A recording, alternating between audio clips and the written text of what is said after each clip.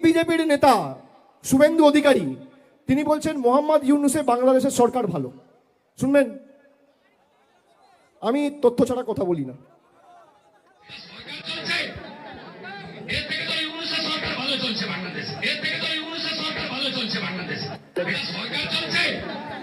শুনছেন?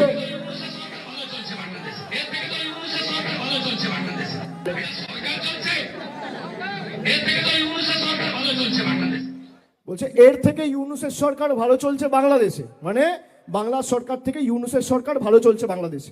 আপনারা গত 20 দিন বা 1 মাসে বাংলাদেশে যে নির্মমভাবে দীপু দাসকে হত্যা করেছে তার ঘটনা দেখেছেন।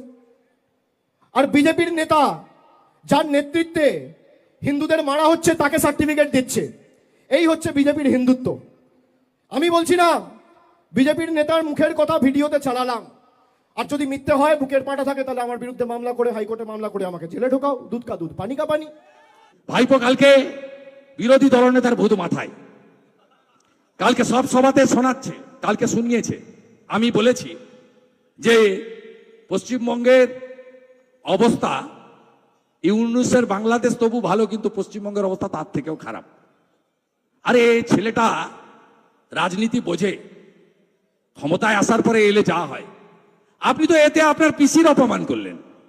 আমি বলেছি বাংলাদেশের ইউনূস তো খারাপ, তার থেকেও বেশি খারাপ হচ্ছে উনার পিসি মমতা ব্যানার্জির সরকার। আর শোনাচ্ছে মাইকে করে, ক্যাসেট বাজিয়ে শোনাতে থাকুন, শোনাতে থাকুন।